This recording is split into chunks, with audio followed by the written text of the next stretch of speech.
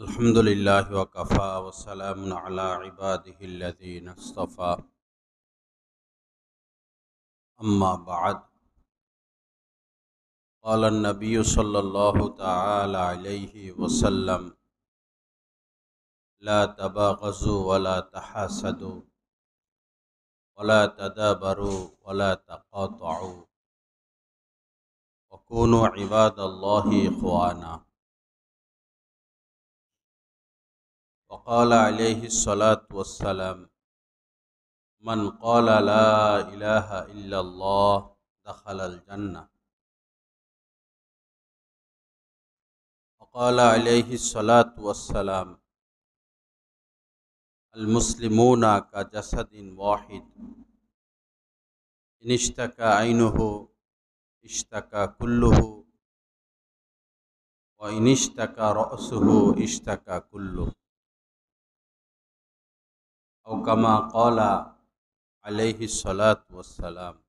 अल्लाहुम्मा सल्लि अला सय्यिदिना व मौलाना मुहम्मद व अला आलि सय्यिदिना व मौलाना मुहम्मद व बारिक वसल्लिम।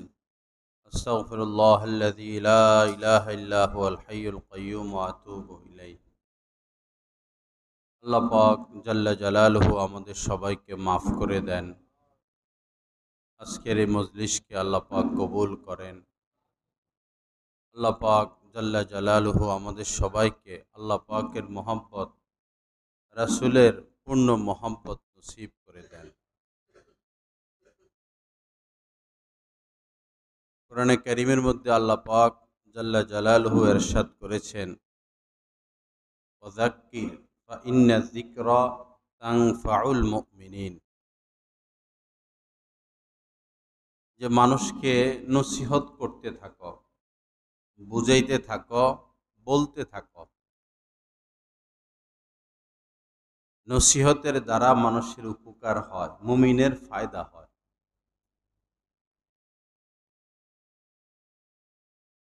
সমাজে যে বিষয়ের আলোচনা যত বেশি হবে, মানুষ সেই দিকে তত ধাবিত হবে।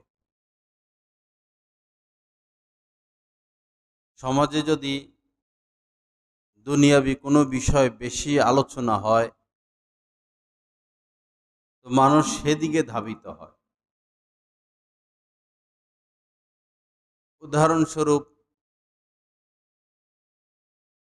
যে আজকে খেলা হবে, বাংলাদেশের খেলা, দোকানেও এই আলোচনা, ঘরেও এই আলোচনা, রাস্তাঘাটেও এই আলোচনা। তখন মানুষের মনোযোগ খেলার দিকে যায়। যার ইচ্ছা নাই সেও দেখে, খবর নেয়। কারণ কি? পুরা সমাজে খেলার আলোচনা হয়েছে। এমনইভাবে যখন সমাজের মধ্যে দ্বীনের আলোচনা বেশি হবে, মসজিদে মসজিদে দ্বীনের আলোচনা, ঘরে ঘরে দ্বীনের আলোচনা, রাস্তা ঘাটে দ্বীনের আলোচনা, দোকানে দোকানে দ্বীনের আলোচনা, তখন মানুষ দলে দলে দ্বীনের দিকে ধাবিত হবে। আলোচনা কম। প্রত্যেকটা মসজিদেই যদি মাসে একটা ইসলাহি বয়ান করানো হয়, কত বেশি মানুষের ফায়দা হইত। আমরা এতটুকু করি যে বাৎসরিক একটা মাহফিল করাই। বছরে মাত্র একবার যদি দ্বীনের কথা শুনে, এটার কতটুকুই বা আসর থাকবে। অথচ প্রতিদিনই বদ্দীনের আলোচনা। তাও আবার মাহফিলগুলো এমন লোকদের দ্বারা করানো হয়, যারা মাহফিলকে আয় রোজগার, দুনিয়া, ব্যবসা বাণিজ্যে রূপান্তরিত করেছে। হক্কানি আলেম ওলামাদের দ্বারা খুব কমই মাহফিল করানো হয়। যারা দ্বীনকে বিক্রি করে, তাদের থেকে দ্বীন নিতে নাই, ফায়দা নাই। আল্লাহ পাক সহি বুঝ দান করেন। আমি কয়েকটি হাদিস শরীফ আপনাদের খেদমতে পাঠ করেছি। একটা হাদিসের উপর যদি আমরা আমল করি, আমাদের মধ্যে কোনো দ্বন্দ্ব থাকবে না, দলাদলি থাকবে না, মারামারি থাকবে না, হিংসা থাকবে না, অহংকার থাকবে না, অশান্তি থাকবে না, পেরেশানি থাকবে না। নবীজির একটি মাত্র হাদিসের উপর যদি আমরা আমল করি, সেই হাদিস খানাই আমি পাঠ করেছি। গরম লাগে তো না? এক দুটা ফ্যান তো হইতে পারে না, ফ্যান দিলে সমস্যা।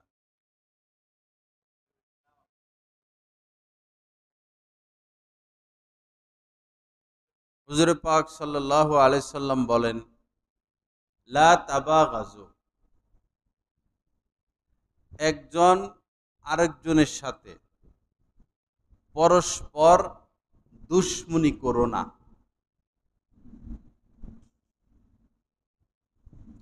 দেখুন, কথাটা ছোট, কিন্তু এটার বাস্তবায়নটা কতটা কঠিন। দুশ্মন রেখো না, দুশ্মনী করো না। আমার আপনার জীবনের লিস্টিতে আমাদের কোনো দুশ্মন যেন না থাকে। হ্যাঁ, আমার সাথে দুশ্মনী করবে, করতেই পারে। নবীদের সাথে দুশ্মনী করেছিল, সাহাবায়ে কেরামের সাথে দুশ্মনী করেছিল, তারা তো মাফ করে দিয়েছেন। নবীজি ব্যক্তিগত বিষয়ে কষ্ট পেয়েছেন, আঘাত পেয়েছেন, এরকম ব্যক্তিগত বিষয়ে নবীজি কোনোদিন প্রতিশোধ গ্রহণ করেন নাই। যাকে তাকে তিনি মাফ করে দিয়েছেন।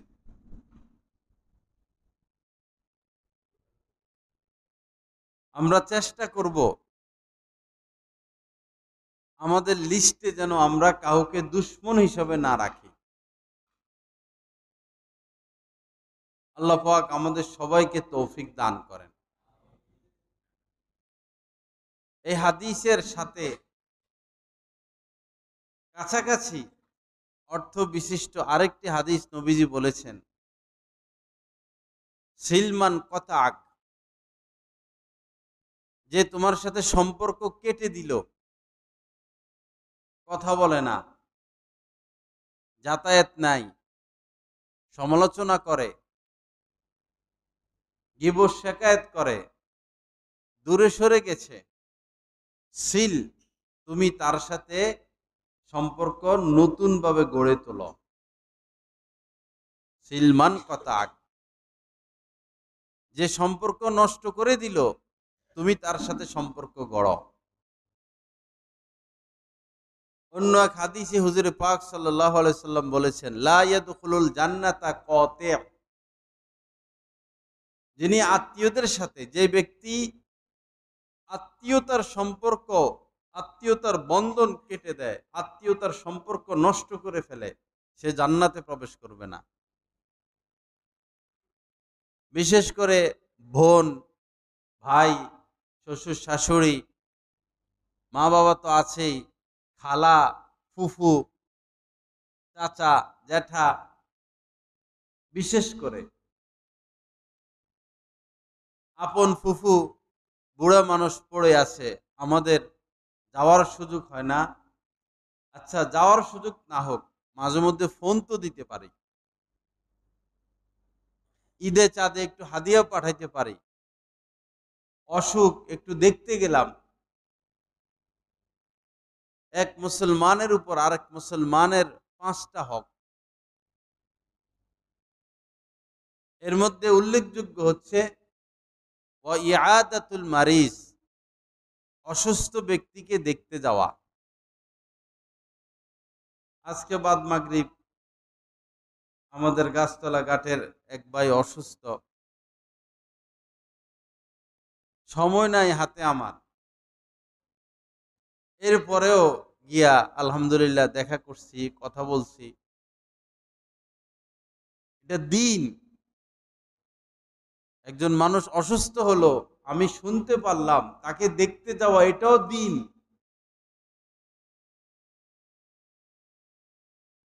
আমরা তো শুধু নামাজ রোজাকেই দিন মনে করে বসে আছি।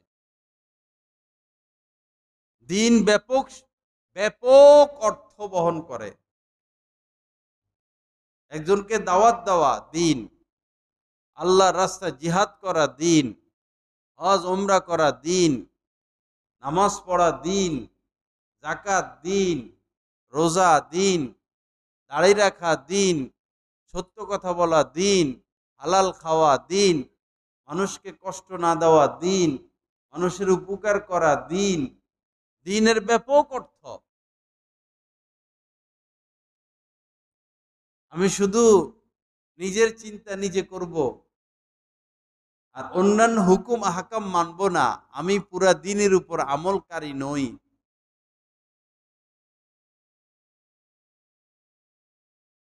পাশের ঘর, পাশের বাড়ি অসুস্থ, আমাদের সুযোগ হয় না দেখতে যাওয়া। ফলাফল কি? আপনিও একদিন অসুস্থ হয়ে বেডিং এর উপর পড়ে থাকবেন, আপনাকে কেউ দেখতে আসবে না। এই হলো ফলাফল। যেমন কর্ম তেমন ফল। অসুস্থ হয়ে গেলে সবচেয়ে যেটা যন্ত্রণা, সেটা হলো সময় কাটে না। সারাদিন শুয়ে থাকতে হয়, জ্বর 3 দিন 4 দিন শুয়ে থাকে, সময় কাটে না। যদি বন্ধু আসে, খালাতো ভাই আসে, মামতো ভাই আসে, প্রতিবেশী আসে, এটা ওষুধের চেয়ে বেশি কাজ করে। খুশি লাগে, আনন্দ লাগে। আমরা তো সবাই ব্যস্ত, কি নিয়ে ব্যস্ত? যেই কাজে আমরা ব্যস্ত, এটা কি কবরের নিচে যাবে? আজকে এক ভাই শুনাইলেন, মানুষ মারা গেলে যা যা লাগে, কাফনের কাপড়, সুরমা, আতর, এরপরে এই কারফন, যা যা লাগে সব কিছুর দাম কত? টোটালি হিসাব করছে 1500 টাকা। পরে বললো যে যে যত টাকার মালিকই হন না কেন, আপনার সম্বল এটা, এই 1500 টাকা নিয়ে যাবেন, এটাই নিয়ে যাবেন, এই 1500 টাকাই।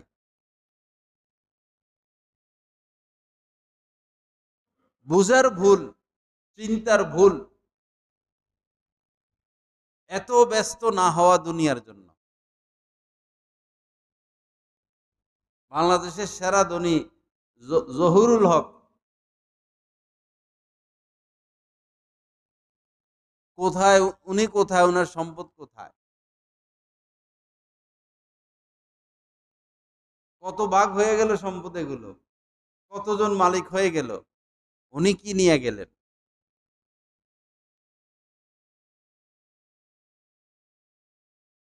জীবনের টার্গেট শুধুই অর্থ অর্জন, ভুল।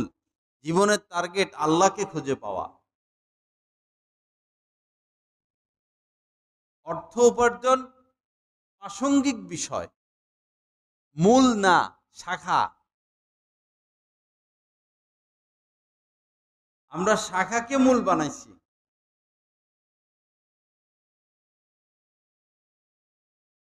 তরকারি রান্না করবে, ভাত রান্না করবে, এখানে কিছু শাখা আছে, কিছু মূল আছে। যেমন ভাত রান্না করার শাখা হইল পানি লাগবে,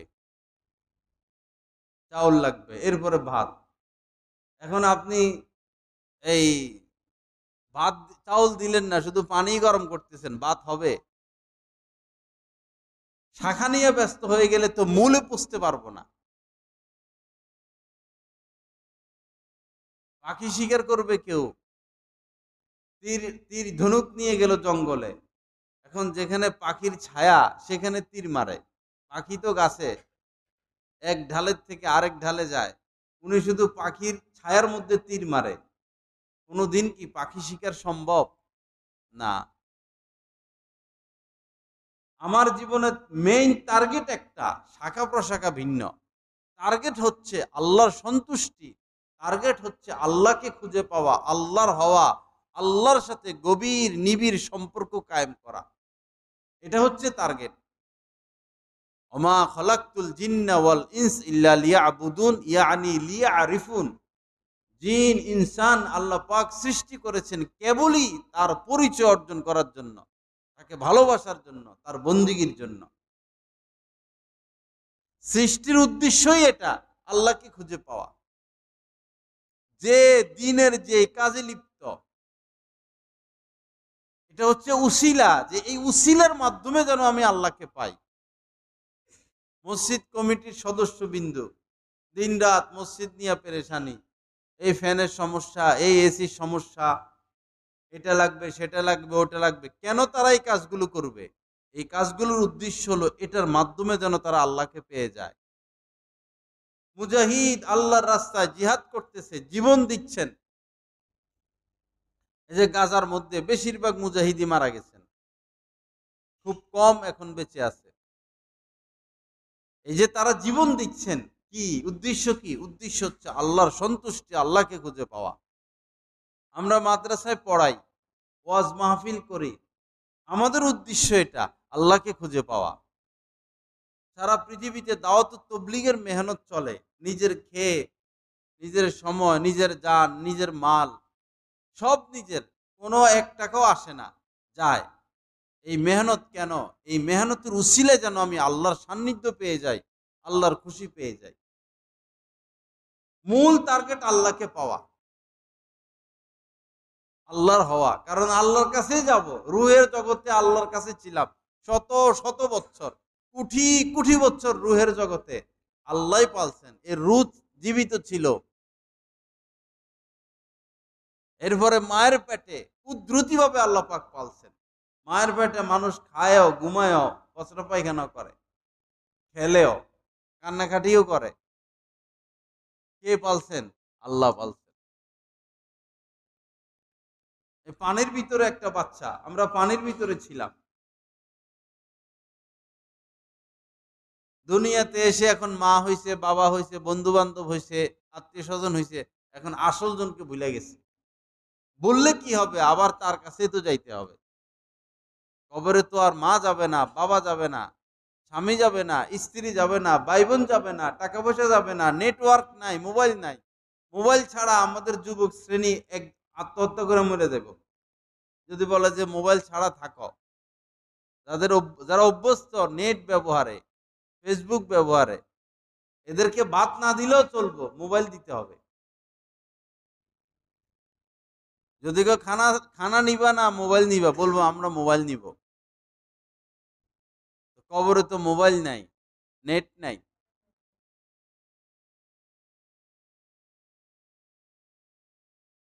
লা ইলাহা ইল্লাল্লাহ। আল্লাহ পাক আমাদেরকে মাফ করে দেন, আল্লাহ পাক সহি বুঝ দান করেন, আল্লাহ পাক হেদায়েতে কামেলা আমাদেরকে নসিব করে দেন। আমাদের এই জীবনের মূল লক্ষ্য কি? আল্লাহকে খুঁজে পাওয়া। চিন্তা ভাবনার মধ্যে পরিবর্তন আনতে হবে, আল্লাহকে চিনা।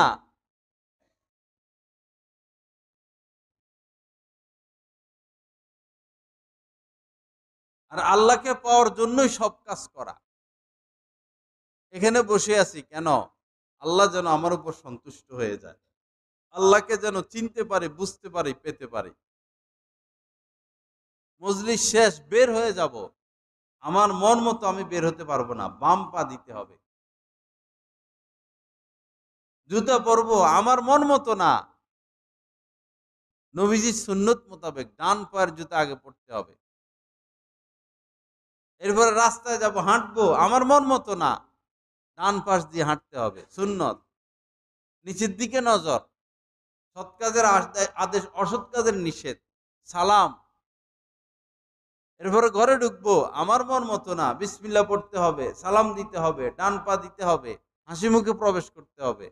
এই সব কাজ কেন? এই যে একটা রুটিন, একটার পর একটা কাজ নবীর মাধ্যমে আল্লাহ শিখেছেন। কেন? যেন আমরা আল্লাহর হই, আল্লাহকে খুঁজে পাই। কিছুদিন আল্লাহ দেখতে চান আমার বান্দা আমার বাতলানো সিস্টেম মোতাবেক, পদ্ধতি মোতাবেক চলে কিনা। কিছুদিন আল্লাহ দেখতে চান, এরপরে অনন্ত অসীমের জন্য জান্নাতের ব্যবস্থা। খালিদিনা ফিহা আবাদা, ওই জান্নাত থেকে আর বের হতে হবে না। বয়স বাড়বেও না, বয়স কমবেও না। অল্প কিছুদিন সিস্টেম মোতাবেক চলা। এখানে আমরা খাইতে আসি নাই, ঘুমাইতে আসি নাই, আরাম আয়েশ করতে আসি নাই, আনন্দ উৎসব করতে আসি নাই। আল্লাহর বাতলানো রাস্তার উপর কিছুদিন চলা, এরপরে আরাম আয়েশ আনন্দ ফুর্তি সব সেখানে। এখানে গান বাজনা নিষেধ, সেখানে নিষেধ না। এখানে শরাব পান নিষেধ, সেখানে নিষেধ না। শারাবান তহুরা, উত্তম শরাব, পবিত্র শরাবের ব্যবস্থা আল্লাহ পাক রাখছেন। এখানে সিস্টেম মোতাবেক চলতে হয়। জান্নাতে কোনো সিস্টেম মোতাবেক নাই। আপনার মন চাইছে সারাদিন শুয়ে থাকেন, আপনার মন চাইছে সারাদিন গান গান, আপনার মন চাইছে সারাদিন খেলেন, যা ইচ্ছা তা করবেন। ওয়ালাকুম ফিহা মা তাশতাহি আনফুসুকুম ওয়ালাকুম ফিহা মা তাদদাউন। তোমাদের মন যেটা চাইবে জান্নাতে তোমরা সেটাই পাইবা, এবং যেটা তোমরা আদেশ করবা সেটা তোমাদের জন্য ব্যবস্থা করা হবে। এর নাম জান্নাত। এখন যারা কালো তাদের মন খারাপ, আরে কালো হইলাম। যারা বেটে তাদের মন খারাপ, বেটে হইলাম। জান্নাতে কেউ কালো থাকবে না, কেউ বেটেও থাকবে না। অনেকে গরিব, মন খারাপ। জান্নাতে কেউ গরিব নাই, কোনো গরিব নাই, সব ধনী। অনেকের বংশ নিচু, জান্নাতে এরকম কোনো সমস্যা নাই। সবাই এক সাইজ, 60 হাত লম্বা, স্ত্রীও 60 হাত লম্বা, সবাই সুন্দর, সবাই ধনী, কোনো মারামারি নাই, কোনো কাটাকাটি নাই, রান্না বান্নার ঝামেলা নাই, আয় রোজগারের ঝামেলা নাই। কষ্ট করে ঘুমের থেকে উঠে ফজরের নামাজও পড়া লাগবে না, অজু করা লাগবে না, শুনো আনন্দ উৎসব, লাফালাফি। এর নাম জান্নাত। একটু পরেই জান্নাত। ভাবতেছি আর কি যে আরো বাঁচবো, এই সেই, দেখতে দেখতেই 1 বছর চলে যায়, 2 বছর চলে যায়, 10 বছর চলে যায়, 20 বছর চলে যায়। যার এখন 60, সে বলতে পারবে কতক্ষণে, কিছুক্ষণের মধ্যেই তো তার 60 বছর হয়ে গেছে। সময় পার হইতে সময় লাগে না। আল্লাহ পাক সহি বোঝ দান করেন। আল্লাহ পাক আমাদেরকে মাফ করে দেন। আল্লাহ পাক আখেরাতের পথে অগ্রসর হওয়ার তৌফিক দান করেন। এক মুসলমানের উপরে আরেক মুসলমানের 5টা হক। তার মধ্যে একটা হলো অসুস্থ হলে দেখতে যাওয়া। কি সমস্যা, আমার পাশের ঘর, পাশের বাড়ি, একটু দেখতে গেলাম, কি সমস্যা? অলস, শুধু আড্ডা আর মোবাইল, মোবাইলেই শেষ করলো। কত দেখবেন ভিডিও, কুঠি কুঠি ভিডিও মোবাইলের ভিতরে, কয়টা দেখে আপনি শেষ করবেন? আপনারা যদি আল্লাহ 1000 বছর হায়াত দেয়, তাও তো মোবাইলের যত ভিডিও, এক এক কোটি ভাগের 1 ভাগ দেখা সম্ভব না। কি লাভ এগুলো দেখে? ধোকা, প্রতারণা, আমরা ধোকায় পড়ে গেছি সবাই। অমাল হায়াতুদ দুনিয়া ইল্লা মাতাউল গুরুর। মাতা মানে উপভোগ, গুরুর মানে ছলনাময়। আল্লাহ পাক বলেন দুনিয়ার এই জিন্দেগি হচ্ছে ছলনাময়, ধোকাময়, ধোকা, ভোগ, মরিচিকা। আল্লাহ পাক জাল্লে জালালু আমাদেরকে মাফ করে দেন। আল্লাহ পাক আল্লাহকে চিনা, আল্লাহকে জানা, আল্লাহর হওয়ার তৌফিক দান করেন। তো যে হাদিসটার উপরে চললে আমাদের দুনিয়ার জিন্দেগিটা সুখময় হবে, সেটা হলো লা তাবাগাজু। নবীজি বলছেন, একজন আরেকজনের সাথে দুশ্মনী করো না। দুশ্মনী খতম করে দাও, বুকে টেনে নাও দুশ্মনকে, মাফ করে দাও। কিসের মামলা মোকদ্দমা? বাংলাদেশে মামলা করে কোনো রায় আসে, কোনো বিচার আসে? ডাইরেক্ট খুন করছে, খুনিও স্বীকার করছে, আমি খুন করছি, তাও কি বিচার হবে? 2 বছর, 3 বছর, 5 বছর, 10 বছর, এই আদালত হে আদালত। বরং যার ছেলেকে মাইরে ফেলছে তার আরো কষ্ট, এখানে টাকা দাও, এখানে টাকা দাও, এখানে টাকা দাও। ছেলেও হারাইলাম, টাকাও হারাইলাম। বাজিতপুরে এক লোকের ছেলে মাইরে ফেলছে, সে মামলা করতে যায় না। কেন? কয় ছেলেও হারাইলাম, টাকা পয়সা যা আছে এগুলো কি হারামো, মামলা চালামো কেমনে?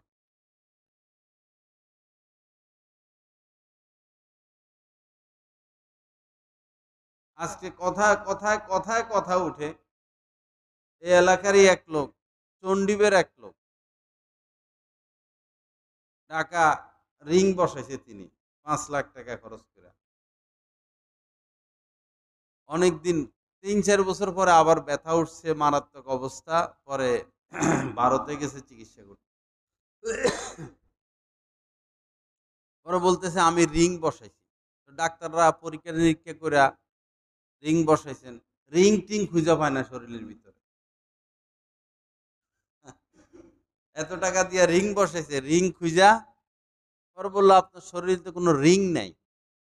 আমি তো এই যে কাগজপত্র। যাই হোক, পরে তিনি চিকিৎসা করে আসছেন।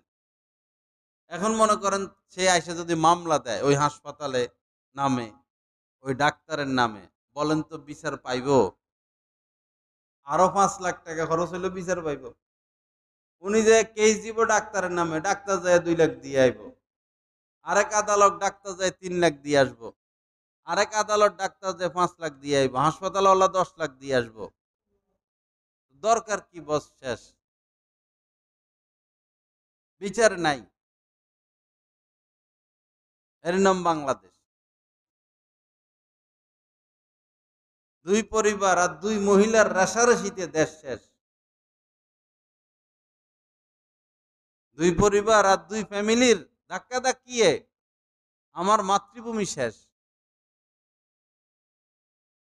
কিন্তু আমরা এমন অজ্ঞ, এমন জাহেল, এমন হুজুগে, এমন পাগল, এমন অ্যাবনর্মাল, তাও তাদের ভালোবাসা ভিতর থেকে কমে না। এখনো বাংলাদেশের অর্ধেক এদিকে অর্ধেক এদিকে, এত ভালোবাসা তাদের প্রতি।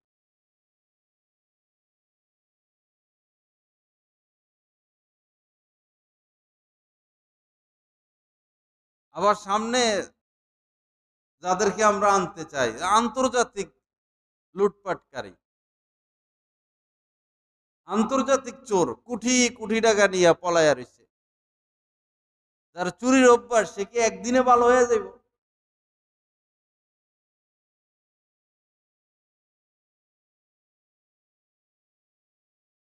আল্লাহ পাক সহি বুঝ দান করেন, আল্লাহ পাক হেদায়েত দান করেন। এগুলো আমরা শুনতেও রাজি নেই, আমাদের কাছে কষ্ট লাগে। যদিও কথা সত্য, আমরা এগুলো শুনতেও রাজি নেই। কি হইলো আমাদের? কি জবাব দিব আল্লাহর কাছে? কাকে ভালোবাসতেছি?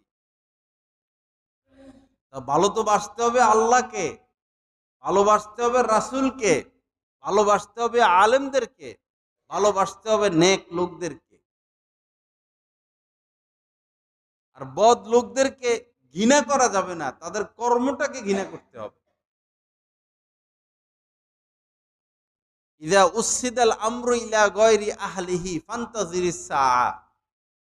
নবীজি বলেছেন, অযোগ্য অযোগ্য লোক যখন, দুর্নীতিবাজ, চোর, মিথ্যাবাদী, বেনামাজি, সুদখোর, ঘুষখোর, হারামখোর, আল্লাহর নাফরমান লোকেরা যখন রাষ্ট্র পরিচালনার দায়িত্বে বসে যাবে, গুরুত্বপূর্ণ পদে বসে যাবে, তখনই তুমি কিয়ামতের অপেক্ষা করো।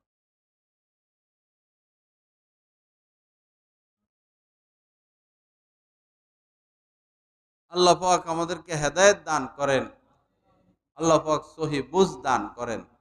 ওয়ালা তাবাগাজু, দুশ্মনী রেখো না।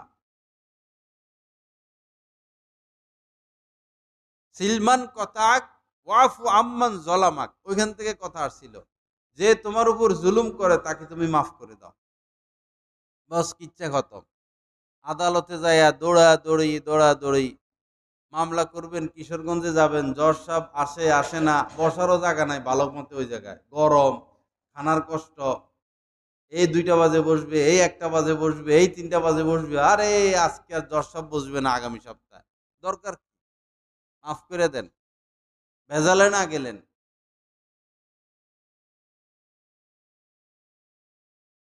আর নবীজির জামানা যত কিছু হইতো, আসতো, নবীজি বসতেন, সাথে সাথে সমাধান করে দিতেন।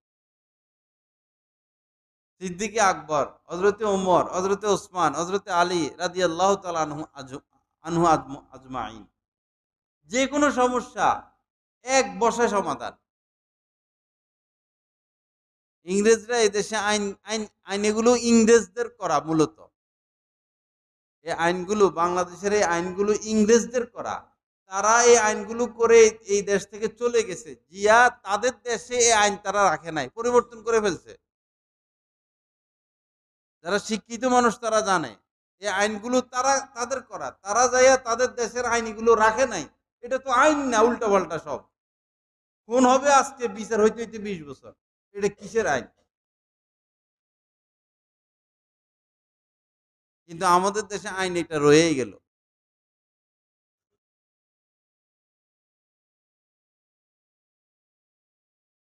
লা ইলাহা ইল্লাল্লাহ। আল্লাহ পাক আমাদের সবাইকে মাফ করে দেন।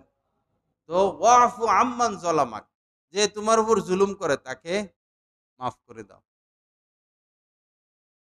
এই একটা নসিহত যদি নিয়ে যাইতে পারি আমরা, নবীজির একটা কথা, সিলমান কথা আকা ওয়াফু আম্মান জলামাক, যে সম্পর্ক কেটে দিল তার সাথে সম্পর্ক জোড়া লাগাও, যে জুলুম করলো তাকে মাফ করে দাও। এই দুইটা কাজ পারবো না ইনশাল্লাহ। দেখেন না আপনাদের সমাজ কত আলোকিত হয়। যে কথা বলে না, কাছে আসে না, সমালোচনা করে, যোগাযোগ নাই, আপনি তার সাথে সুসম্পর্ক কায়েম করেন, দুশ্মন বন্ধু হয়ে যাবে। আর যে জুলুম করে তাকে মাফ করে দেন।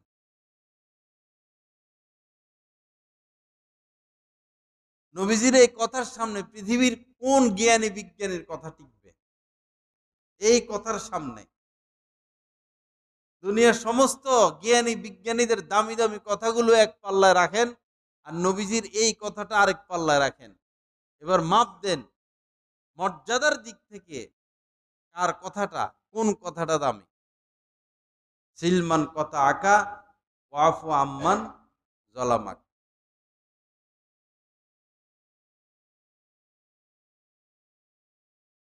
তো এর আগের হাদিস, লা তাবাগাজু, পরস্পর দুশ্মনী রেখো না। দ্বিতীয় কথা হলো ওয়ালা তাহাসাদু, হিংসা রেখো না পরস্পর। এখন তো ভাই ভাইও হিংসা, ভাই বোনেও হিংসা, মাদ্রাসায় মাদ্রাসায় হিংসা, মসজিদে মসজিদে হিংসা, বক্তায় বক্তায় হিংসা।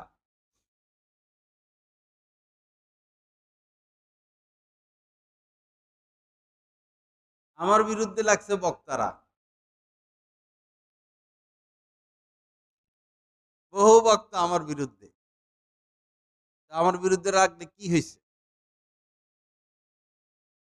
আমি যে দিনের কথা বলি, হক কথা বলি। তারা মসজিদের ভিতরে পর্যন্ত ক্যামেরা ঢুকায় ফেলছে, যেটাকে যুগ যুগ যুগ যুগ ধরে যেটাকে আলেম ওলামারা হারাম বলে আসতেছেন, নিজেদের স্বার্থ সিদ্ধির লক্ষ্যে এখন মসজিদের মধ্যে ভিডিও ক্যামেরা বসায় দিচ্ছে। আগে আমরা ছোটকালে দেখতাম যে বিয়ের মধ্যে ভিডিও ক্যামেরা আনতো, সেই বিয়ে পড়াইতে মসজিদের ইমাম সাহেব আসতো না, এখানে ভিডিও হবে, এখানে যাব না।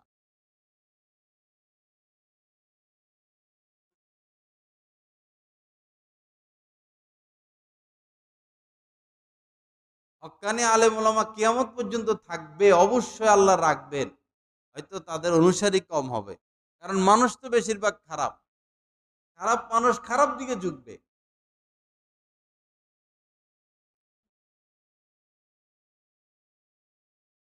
দ্বিতীয় কথা হলো ওয়ালা তাহাসাদু, একজন আরেকজনের সাথে হিংসা রেখো না, হিংসা করো না। হিংসা বড় খারাপ জিনিস। পাপের কিছু কিছু পাপের শাস্তি তো মরার পরে, কিছু কিছু পাপের শাস্তি নগদ আছে, নগদ। তার মধ্যে একটা পাপ, এই পাপের নগদ শাস্তি হলো আপনার ন্যাক আমলগুলো শেষ হয়ে যাবে। আরেকটা হলো আপনার ভিতরে আগুন জ্বলবে, অশান্তির আগুন।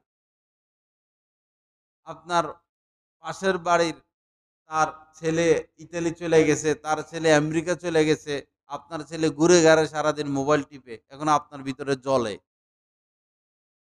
আপনি তাদের অকল্যাণ কামনা করেন। কেউ বিল্ডিং বানায় ফেলছে, আর আপনি এখনো টিন সেটে আছেন, আপনার ভিতরে জ্বলে। ভাই এটা তো দুনিয়া ক্ষণস্থায়ী। গাছতলাঘাটে এক লোক বিল্ডিং বানাইছে বহুত কষ্ট করে, মাত্র 6 দিন থাকতে পারছে।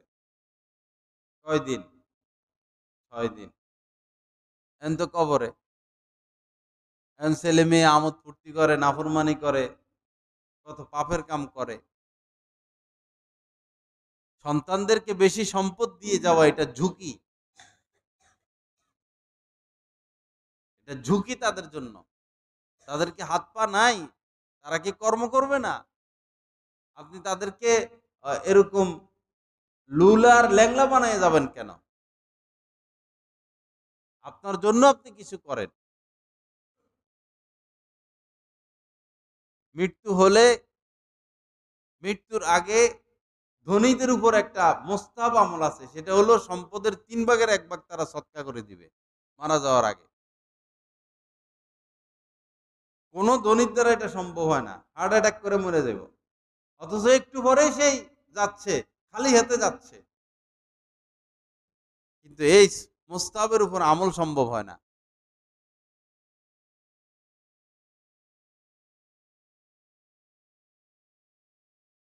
ভৈরবের এক বিশেষ ব্যক্তি, কোটি কোটি টাকার মালিক, তো তাকে অনেক বলা হয়েছে যে এত টাকা পয়সা আপনার, কিছু জমি টমি ওয়াকফ করেন মসজিদের নামে, মাদ্রাসার নামে।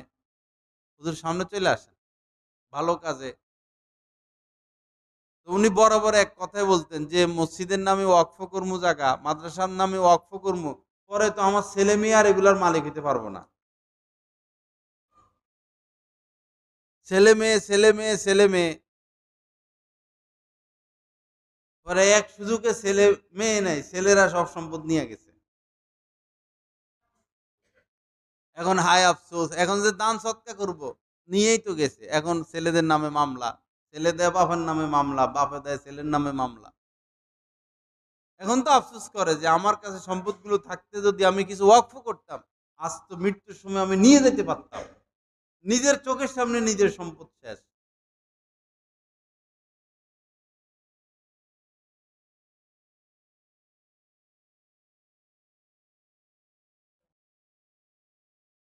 কাকরালের একজন বড় আলেম, কাকরাল মসজিদে তিনি বয়ান করেন। উনার এক ক্লাসমেট আছে, উনি মাদ্রাসা লাইনে পড়ছে আর সে পরে স্কুল লাইনে চলে গেছে। বড় হয়ে গেছেন, বয়স হয়ে গেছে, কিন্তু বন্ধুত্ব আছে। তো উনি ওই লোককে বহুত বুঝায়, চেষ্টা করে নামাজের জন্য, হজের জন্য, দিনের কাজের জন্য, চিল্লার জন্য, 3 দিনের জন্য। তো বেচারা ব্যস্ত মানুষ পারে না। বলে ভাই, ব্যবসা বাণিজ্য, এই সমস্যা সে সমস্যা, আমার একটা মাত্র বাচ্চা মেয়ে, আমি বাসায় না আসলে ঘুমায় না, কান্নাকাটি করে, আমি খাওয়াই দিতে হয়। পরে একদিন রাত গভীরে তার শ্বাস বন্ধ হয়ে আসতেছে।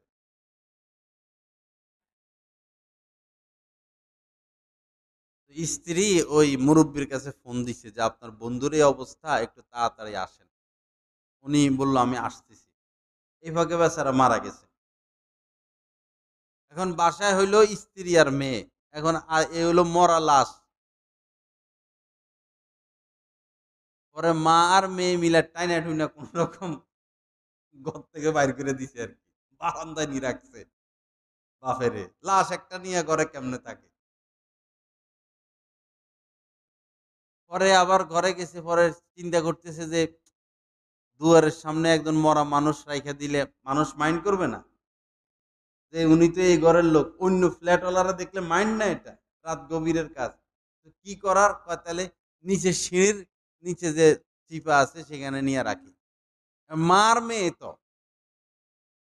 এই টানা হেঁচড়া করে লাশ এটারে নিচে নামাইতেছে, মাথা গেছে ফাইটা। শূন্য তো আর করতে পারে না, টাইনা টাইনা নামায়, মাথা ফাইটা রক্তে সিঁড়ি টিড়ি, সেও রক্তাক্ত, সিঁড়িও রক্তাক্ত, টাইনা টুইনা নিয়ে সিঁড়ির চিপে ঢুকে রাখছে। পরে বন্ধু আইছে, আইসা পরে বন্ধু ভয় পাইতেছে, সিঁড়িতে এরকম রক্ত, ঘরে ঢুকলো, কি ব্যাপার, কি হয়েছে? পরে বললো আপনার ভাই তো মারা গেছে। তো কই ভাই কই? তো আমরা মহিলা মানুষ একটা লাশ ঘরে কিভাবে রাখি, তো সিঁড়ির নিচে নিয়ে রাখছি। তো সিঁড়ির রক্ত আসছে কোথায় থেকে? ও উনার মাথা ফাইটা গেছে। যেই লোক হজ করার সুযোগ পায় না, উমরা যাওয়ার সুযোগ পায় না, 3 দিনের জন্য তবলিগে যাব সুযোগ পায় না মেয়ের কারণে, স্ত্রীর কারণে। আজ আজ স্ত্রী আর মেয়ের আচরণ দেখেন। আমরা যত আপন আপন করি, আল্লাহ ছাড়া কেউ আপন নাই। আল্লাহই আপন।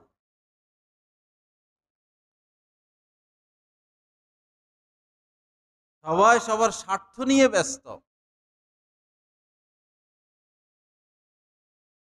ছোটকালে কুকুরের ছাফালতাম আমি, কুকুরের বাচ্চা। প্রতি বছরই কুকুরের বাচ্চা একটা আনতাম, এটা কেমনে কেমনে মরে যাইতো বা একটা কিছু হয়ে যাইতো। পরে একবার এরকম কুকুরের বাচ্চা একটা আনছি, পালিয়ে এটারে। পরে এর মা কেমনে টের পাইছে, একই গ্রাম, আমাদের বাড়িতে যে বাচ্চা এটা আছে টের পাইছে। পরে মা আইছে, মা আইসা বাচ্চা এটাকে নিয়ে যেতে চাইতেছে। আমি দাঁড়ায় দাঁড়ায় দেখতেছি কি করে। তো মা আসার পরে বাচ্চা দুধ খেতে যাইতেছে, কিন্তু মা দুধ খেতে দেয় না। মানে মার আশা হইলো দুধ দেখাইয়া দেখাইয়া এরে বাড়িতে নিয়ে যাবে। পরে বাচ্চা পিছিয়ে পিছিয়ে আসতেছে, মা একটু দাঁড়ায়, বাচ্চা দুধ খেতে যায়, দুধ খেতে দেয় না, আবার মা আর একটু আগায়। এই করতে করতে আমাদের বাড়ির সীমানা পর্যন্ত বাচ্চাটা আইছে। মা বাড়ির সীমানা থেকে 10-15 হাত দূরে। এখন মা দাঁড়ায় রয়েছে, বাচ্চা আর বাহির হয় না। মা বহু চেষ্টা করতেছে, সে বাড়ির সীমানা থেকে, অথচ 3-4 দিন হয়েছে মাত্র তারে আনছি আমি, বাড়ির সীমানা থেকে সে আর বাইর হয় না। দেখুন একটা কুত্তের ছা, সে তার স্বার্থ বুঝতেছে যে আমি তো এই বাড়িতে থাকি, আমি এই বাড়ির মালিক, এটা আমার নিজস্ব, আমি এখানে লালন পালন হচ্ছি, খানা পাইতেছি। মা তারে আর নিতে পারলো না।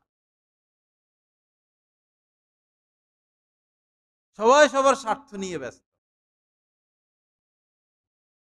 আমরা অভিভাবকরা বিপদে আছি।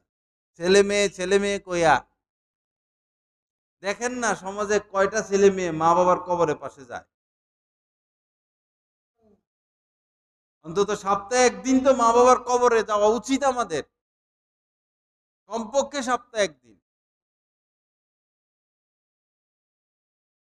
অন্তত প্রতিদিন আমাদের উচিত আমাদের মা বাবার জন্য দোয়া করা।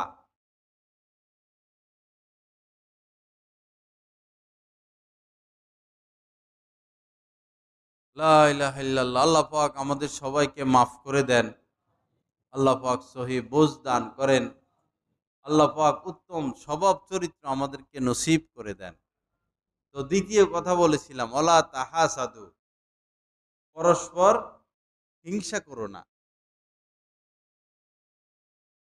3 নম্বর হলো ওয়ালা তাদাবারু, একজন আরেকজনের পিছে লেগে থেকো না। কিছু মানুষ আছে শুধু পিছনে লেগে থাকবে, এটা মুমিনের চরিত্র না। আমার কি দরকার, আল্লাহ কি আমাকে দারোয়ান বানাইছে? এটা দারোয়ানের কাজ, ওসির কাজ, গোয়েন্দার কাজ। যে সরকারি কাজ করে তার দায়িত্ব, এটা চাকরি, এটা আমি কেন আরেকজনের পিছনে লেগে থাকবো? হ্যাঁ, অমুক আলেমের এই হয়েছে, অমুক ইমাম সাহেবের এই হয়েছে, অমুক মত, বেশিরভাগ আলেমদের পিছনে লেগে থাকবো, ইমাম সাহেবের পিছনে লেগে থাকবো। ইমাম সাহেবের প্রতি পূর্ণ আস্থা রাখতে হবে আমাদের। ভুল ত্রুটি তার হইতে পারে, সেটার সঠিক সুন্দর সমাধানের দিকে আমরা আগাবো। আমরা ভুল ধরে দিব না, তার ওস্তাদকে আমরা জানাবো, তার মুরব্বীকে জানাবো। মুসল্লিদের দায়িত্ব না ইমামের ভুল ধরা। মুসল্লিরা এরকম ভুল দেখলে তার ওস্তাদকে জানাবে, তার বন্ধু বান্ধবকে জানাবে, তার মা বাবাকে জানাবে। ওলা তাদাবারু, একজন আরেকজনের পিছনে লেগে না থাকা। হ্যাঁ, লেগে থাকবো, আমি আমার সন্তানের পিছনে লেগে থাকবো, সে পাপের কাজ করে কিনা, সে পাপ মুক্ত কিনা, সে গুণামুক্ত থাকে কিনা। ঘরে ঘরে জিনা শুরু হয়ে গেছে, ঘরে ঘরে জিনা চলতেছে।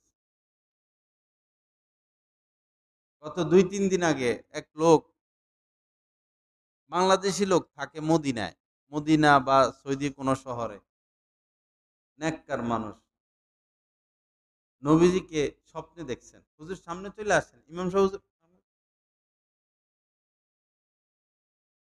নবীজিকে স্বপ্নে দেখছেন, নবীজি রওজার সামনে বসে কাঁদতেছেন। এ কয়েকদিন আগের স্বপ্ন। কানতে কানতে কানতে কানতে নবীজির হেঁচকি উঠে যায় না, বাচ্চাদের মা বাবা হারায় ফেললে বা মা বাবা মারা গেলে কান্নার হেঁচকি উঠে গেছে। পরে নবীজি বলতেছেন যে, উম্মত, মোবাইলের গুনাহ থেকে বেঁচে থাক, মোবাইলের গুনাহ থেকে বেঁচে থাক। এই কথা বারবার বলছে।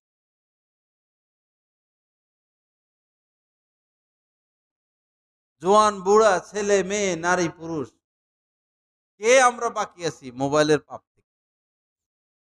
কেন দেখি? কি জন্য দেখি? কি লাভ, কি পাইলাম?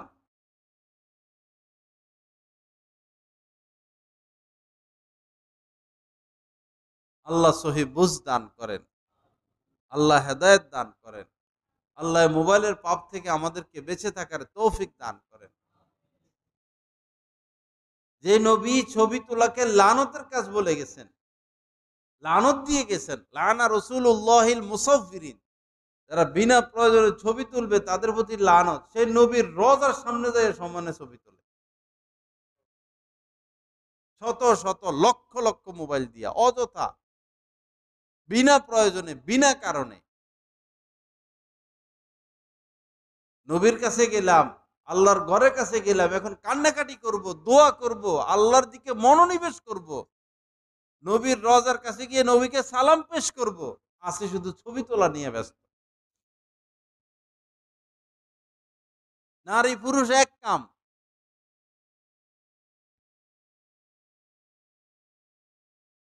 আল্লাহ পাক আমাদেরকে মাফ করে দেন। আল্লাহ পাক এই ছবির লানত থেকে আমাদেরকে বেঁচে থাকার তৌফিক দান করেন। অনেকেই মুফতি তকি ওসমানী সাহেবের কথা বলেন যে উনি জায়েজ বলছেন। উনি কিসে, কোনটাকে জায়েজ বলছেন সেটা বুঝতে হবে। কিছু কিছু বিষয় উনি ছাড় দিচ্ছেন, কিন্তু এটাও বলেছেন যে মসজিদে নববী, কাবায় এবং সমস্ত মসজিদ এবং ওয়াজ মাহফিলে ডিজিটাল ক্যামেরা নিষেধ।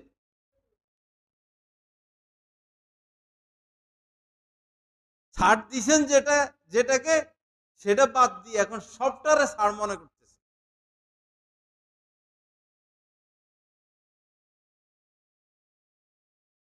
আল্লাহ পাক আমাদেরকে মাফ করেন।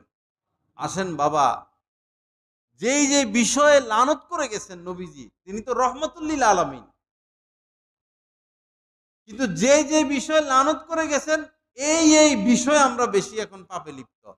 যেমন আকেলার রিবা, লানা রসুল্লাহ আকেলার রিবা, যারা সুদ খায় তাদেরকে লানত করেছেন। ও মোকেলাহু, যারা সুদ দেয় তাদেরকে লানত করেছেন। ও কাতে বাহু, যারা সুদের চুক্তিপত্র লেখে তাদেরকে লানত করেছেন। ও শাহে দাইনে, এবং যারা সাক্ষী থাকে তাদেরকে লানত করেছেন। এই যে তারা, যারা দলিল লেখে, সুদের চুক্তিপত্র লেখা দেয়, দুইজনকে টান দিয়া সাক্ষী মানায়, এরাও সমান অপরাধী।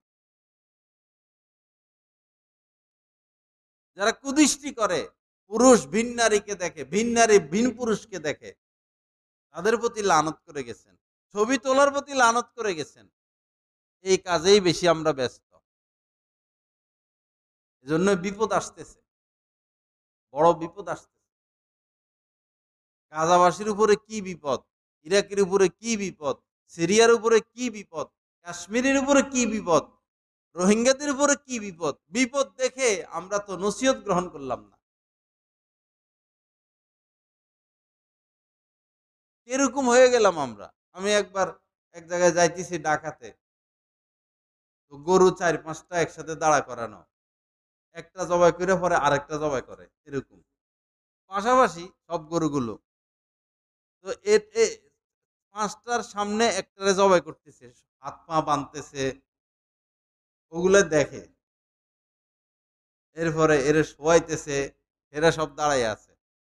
এরে জবাই করতেছে, এরা দাঁড়ায় দাঁড়ায় দেখতেছে, এরে জবাই করে শেষ করছে, পরে আরেকটারে ধরে, এ এখনো চুপচাপ, পা বাঁধতে গেলে একটু পাটা নাড়া মারে, এতটুকু। বাকিগুলো দাঁড়ায় দাঁড়ায় বুঝতেছে যে এরপরে আমারে ধরবো, কিন্তু ওরা দাঁড়ানোই আছে, কারণ এরা তো গরু। এক এক রাষ্ট্রের উপরে, এক এক মুসলিম রাষ্ট্রের উপরে এত বিপদ, এক এক মুসলিম সমাজের উপর এত বিপদ, এক এক মুসলিম পরিবারের উপর এত বিপদ, দেখো কেমন যেন আমরা গরুর মতো হয়ে গেছি, শিক্ষা গ্রহণ করি না।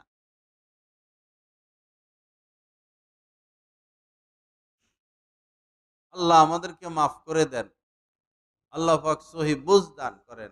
আসুন বাবা, মেয়েদেরকে পর্দায় রাখি। আপনার মেয়ে এত মহব্বত তার সাথে, যদি মেয়েটাকে পর্দায় না রাখেন, যে কোনো মুহূর্তে অঘটন করতে পারে, বিশ্বাস নাই। আপনার স্ত্রী পর্দায় রাখেন, আল্লাহর হুকুম, ফরজ হুকুম। ঘরে ঘরে ঘরে ঘরে পরকিয়া, স্ত্রী আরেক পুরুষের সাথে, পুরুষ আরেক স্ত্রীর সাথে পরকিয়া, ছেলে মেয়ে অসহায় হয়ে যায়। এই পর্দার বিধানটা লঙ্ঘনের কারণে আগুন জ্বলতেছে মুসলিম সমাজে। তালাক আর তালাক, তালাক আর তালাক, আদালতে যায় দেখেন বেশিরভাগ কেস মামলা তালাক নিয়া।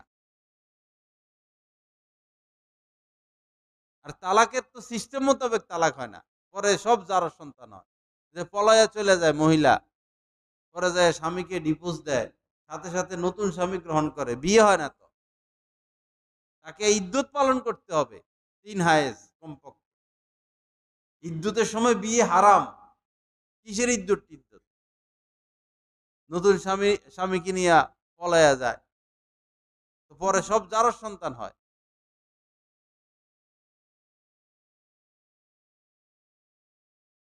বিয়ে তো হয় না, এরপরে টেলিফোনে বিয়ে করায়, ছেলে ইটালি মেয়ে বাংলাদেশ, ছেলে ইতালি থেকে বলে আমি কবুল করলাম, বাংলাদেশ থেকে মেয়ের বাপে বলে আমি তোমার কাছে আমার মেয়ে বিয়ে দিলাম, ছেলে ওইখান থেকে বলে আমি কবুল করলাম, বিয়ে হয় না।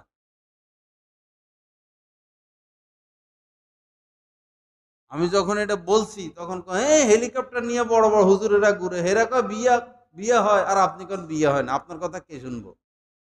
ভাই না শুনুক, যেটা মাসালা সেটা আমরা বলবো। বিয়ের জন্য এক মজলিস হওয়া শর্ত। মেয়ে, মেয়ের যে উকিল, বাপ হোক চাচা হোক, মেয়ের উকিল পিতাও এখানে থাকতে হবে, ছেলে এখানে থাকতে হবে, এক মজলিস হওয়া শর্ত। মেয়ের বাবা বলবে আমি আমার মেয়েকে তোমার কাছে বিবাহ দিলাম, ছেলে বলবে আমি কবুল করলাম, এক মজলিসে হইতে হবে। এখন ছেলে ইতালি, মেয়ের বাপ, মেয়ের মা, মেয়ে এখানে হবে না, মজলিস এক হইতে হবে। হ্যাঁ, টেলিফোনে বিয়ে জায়েজের রাস্তা আছে, রাস্তা বলে দিলে সে রাস্তা মোতাবেক তো কেউ চলে না, জায়েজের সুরত আছে। ছেলে ইতালি থেকে আমিন বলবে না, কবুল করবে বলবে না, ছেলে ছেলের বাইকে উকিল বানায় দিবে, বা কোনো বন্ধুকে উকিল বানায় দিবে, তখন মজলিস এক। মেয়ের বাপ এখানে উপস্থিত, ছেলের বন্ধু উপস্থিত, বা ছেলের ভাই উপস্থিত, মেয়ের বাপে বলবে আমি আমার মেয়েকে অমুকের কাছে বিয়ে দিলাম, অমুকের ছেলে অমুক, ছেলে, ছেলের বন্ধু এখানে বসা, সে বলবে আমি আমার বন্ধুর পক্ষ থেকে কবুল করলাম, কি কন হুজুর, তখন বিয়েটা জায়েজ হবে।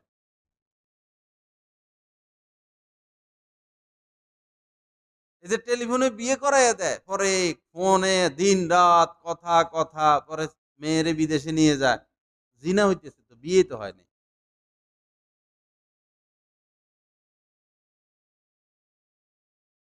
যত পাপ বাড়বে তত আগুন বাড়বে। টাকা সবকিছু সমস্যার সমাধান করতে পারে না। এমন ফেসে পড়বেন ভাই, আর উদ্ধার হইতে পারবেন না। টাকার দ্বারা সব সমস্যার সমাধান হয় না। আল্লাহ পাক আমাদেরকে মাফ করে দেন, আল্লাহ পাক সহি বুঝ দান করেন, আল্লাহ পাক এই মজলিসকে কবুল করেন। আল্লাহ পাক এই কালীপুরের সকল নারী পুরুষকে পর্দা করার তৌফিক দান করেন। আল্লাহ পাক মুসল্লির দ্বারা এই মসজিদকে ভরপুর করে দেন। কষ্ট হলেও বাবা মসজিদে আসা যাওয়াটা না ছাড়ি।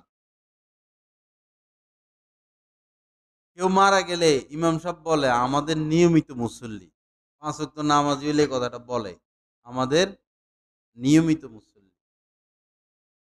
আর ওই বেটা সপ্তাহে একদিন আসে বা আসেও না, এই কথা তো তার ব্যাপারে বলবে না।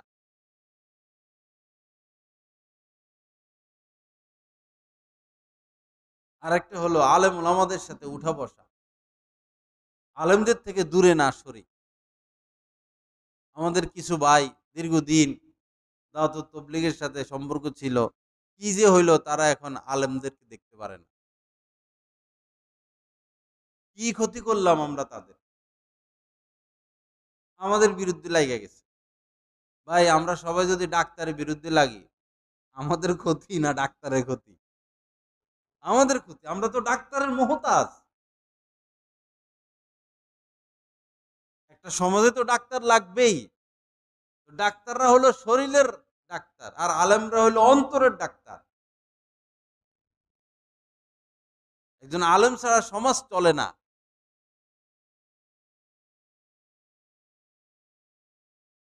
আলেমদের সাথে বিদ্বেষ না রাখি, আলেমদের সাথে উঠা বসা রাখি। নবীর হুকুম, আল্লাহর হুকুম, যে যত বেশি আলেমদের সাথে সুসম্পর্ক রাখবে, আসা যাওয়া রাখবে, তার দ্বীনি লাইনে তত বেশি তারাক্কি হবে। ইজলিস বিনা নুমিন সাআতান, এক সাহাবী যাইতেছেন হযরত মুয়াজ ইবনে জাবাল রাদিয়াল্লাহু তাআলা আনহুর সামনে দিয়া, উনি বলতেছেন ভাই একটু বসেন, আমরা ঈমানকে তাজা করি। অর্থাৎ দুই মুমিন যখন একসাথে বসে বা একাধিক মুমিন একসাথে বসে আল্লাহর সন্তুষ্টির উদ্দেশ্যে, তখন ঈমান তাজা হয়। আলেমদের সাথে উঠা বসা রাখি, আলেমদের সঙ্গ ত্যাগ না করি।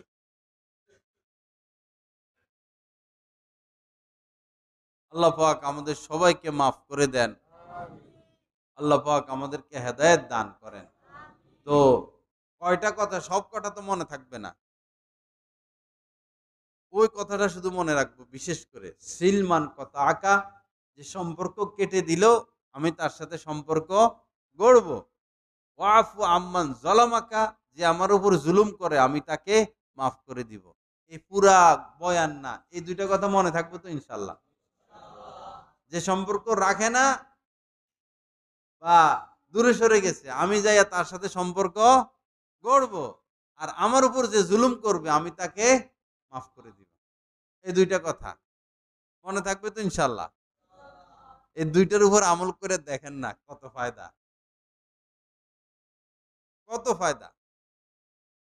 স্ত্রীর সাথে ভালো ব্যবহার করা, বাচ্চা কাচ্চাদের সাথে ভালো ব্যবহার করা, প্রতিবেশীর সাথে ভালো ব্যবহার করা। মসজিদে আসতে 10-15 জন 20 জন মানুষের সাথে দেখা হয়, সবারে সালাম দিব। 20 বার সালাম দিলে তো ওই দিন যদি আপনি মারা যান, আপনার জন্য জান্নাতের ফয়সালা। যদি দৈনিক 20 বার সালাম দেওয়া যায়, কত সোজা জান্নাত।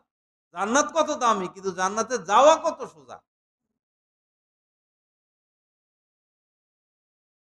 মসজিদে আসতে যতজনের সাথে দেখা হয়, সে ছোট হোক সে বড় হোক, আমি হাজী সাহেব, আমি মসজিদ কমিটির সদস্য, আমি নেতা, আমি সভাপতি, আমি মেয়র, আমি খতিব, আমি আন্তর্জাতিক বক্তা, আমি কেমনে সালাম দিই? না ভাই, কথা এটা না। আমি কি নবীর থেকে বড় হয়ে গেছি? নবী তো বাচ্চাদেরকেও সালাম দিতেন, বাচ্চাদেরকেও তিনি সালাম দিতেন। নবীকে আগে সালাম দিতে পারতো না, আগেই সালাম দিয়ে দিতেন নবীজি। সালামটাও উঠে গেছে এখন। আমরা বলি যে পোলাপাইন নষ্ট হয়ে গেছে, সালাম কালাম নাই। এদিকে নজর যায় কেন? নজর নিজের দিকে আনি না, আমি কজনকে সালাম দিই? আমি নজর আমার দিকে আনি, আমি সালাম শুরু করে দিই। যারা নিয়মিত মুসল্লি এই মসজিদের, 10 জন ধরেন বা 20 জন ধরেন, এই 20 জন যদি প্রতিদিন 20টা করে সালাম দেওয়া শুরু করে, বা মসজিদে আইতে যাইতে যতজনের সাথে দেখা সালাম শুরু করে, 15-20 দিনে মাথা মুসল্লি বাড়া শুরু করবে। আর সালাম পাওয়ারফুল একটা আমল। আফসুস আফসুস সালাম, নবীজি বলছেন সালামের ব্যাপক প্রচলন ঘটাও। ও আতিমুত তুআম, এবং মানুষকে খানা খাওয়াও। ওয়াসাল্লু বিল্লাইল ওয়ান নাসু নিয়াম, মানুষ যখন ঘুমিয়ে থাকে তখন নামাজ পড়ো। একটার উপরও আমল আছে। 10টা ছেলে জুয়া খেলে, মদ খায়, 10টা ছেলের দাওয়াত দেন না আপনার বাসায়, ভালো মতো খাওয়ান। আবার 10-15 দিন পরে আবার দাওয়াত দেন, ভালো মতো খাওয়ান। এদেরকে কিছু হাদিয়া দেন, আগে পেটে দেন, খাতির লেখান। এরপরে আস্তে আস্তে, আসো না বাবা একটু নামাজে আসো, ওই জায়গায়, আচ্ছা মসজিদে আসবা না, অমুক জায়গায় বসো, একটু দিনই কথা শুনো। কোনো কাজ তো আমরা করি না, শুধু টাকা পয়সা, ঘর বাড়ি, ছেলে মেয়ে, স্ত্রী, সংসার পরিবার, এই।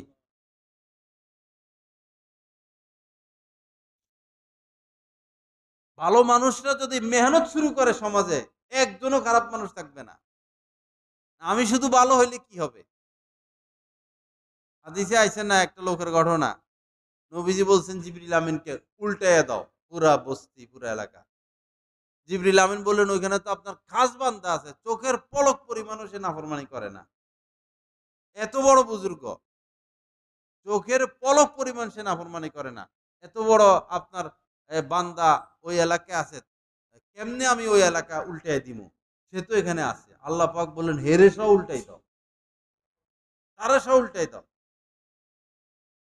কেননা তাকে কোনোদিন আমার উম্মত যে এভাবে আমাকে ডাকে না, নাফরমানিতে লিপ্ত, তাকে কোনোদিন আমি চিন্তা করতেও দেখি নাই।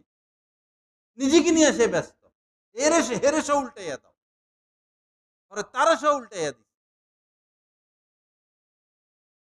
নামাজিদের উচিত বেনামাজিদেরকে নিয়ে ফিকির করা। কই ফিকির করি আমরা? আল্লাহ পাক সহি বুঝ দান করেন, আল্লাহ পাক হেদায়েত দান করেন, আল্লাহ পাক আমাদের সবাইকে মাফ করে দেন। বাবা মুসলমান মিলেমিশে সবাই থাকবো, হিংসা, মারামারি, কাটাকাটি, দলাদলি, গ্রুপিং এগুলো ছাইড়া দেই। যে ওয়াহাবি সেও মুসলমান, যে সুন্নি সেও মুসলমান, যে আটরসি সেও মুসলমান, যে মাইজভান্ডারি সেও মুসলমান, যে বেদাতি সেও মুসলমান, সবাই আমরা মুসলমান। সামাজিক সাম্যতা আমরা রক্ষা করি, সালামের প্রচলন ঘটাই, একজন আরেকজনকে মসজিদের দিকে ডাকি।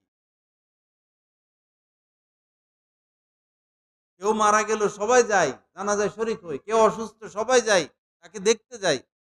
কেউ বিপদে পড়ছে, রক্ত লাগবে, রক্ত দেই। কেউ আর্থিক সমস্যা, চিকিৎসা করতে হবে, সবাই মিলে চিকিৎসার ব্যবস্থা করি। গরিবের মেয়ে বিয়ে হয় না, সবাই মিলে বিয়ের ব্যবস্থা করি। আমাদের কাম কি? আমাদের কামে তো এটা, উখরিজাত লিন-নাস, মানুষের কল্যাণার্থে তোমাদেরকে সৃষ্টি করা হয়েছে। মানুষের কি কল্যাণ করলাম? আল্লাহ বলবেন তো আমি ক্ষুধার্ত ছিলাম, পিপাসিত হয়েছি, তুমি আমারে পানি পান করাও নাই। আমি অসুস্থ ছিলাম, তুমি আমার সেবা শুশ্রূষা করো নাই। আল্লাহ বলবেন এরকম। তখন আমরা বলবো আপনি তো ক্ষুধার্ত হন না, আপনি তো অসুস্থ হন না, আপনি তো এগুলো থেকে পাক। তখন আল্লাহ বলবেন তোমার প্রতিবেশী অসুস্থ হয়েছিল, তার সেবা করলে আমার সেবা হয়ে যায়। আল খলক ইয়ালুল্লাহ, পুরা মখলুক সৃষ্টি জীব আল্লাহ পাকের পরিবারভুক্ত। আমার পরিবার, আমার স্ত্রী, ছেলে মেয়ে নিয়া, আল্লাহর পরিবার সমস্ত মখলুক নিয়া।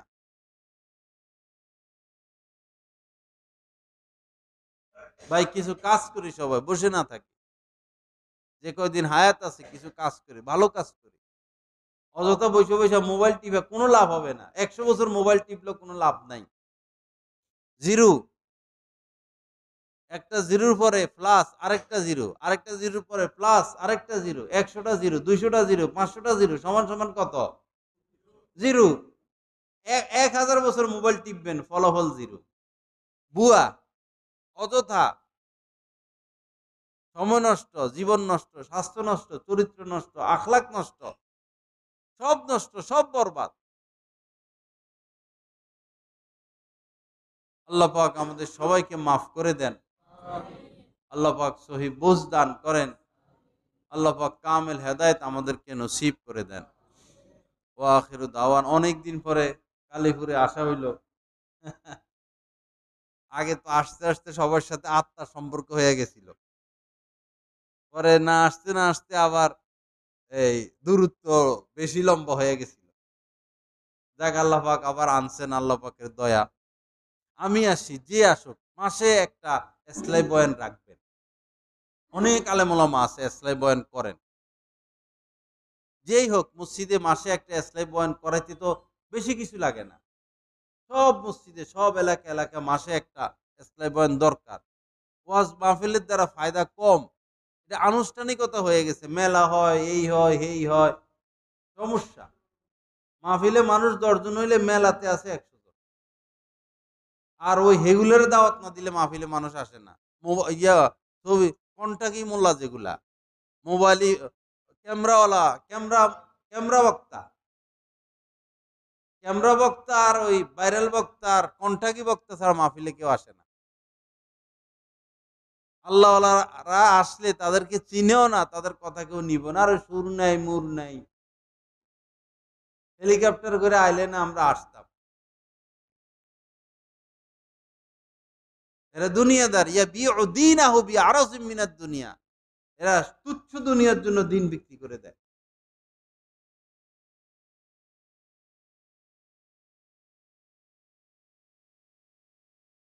লা ইলাহা ইল্লাল্লাহ। আল্লাহ পাক আমাদের সবাইকে মাফ করে দেন।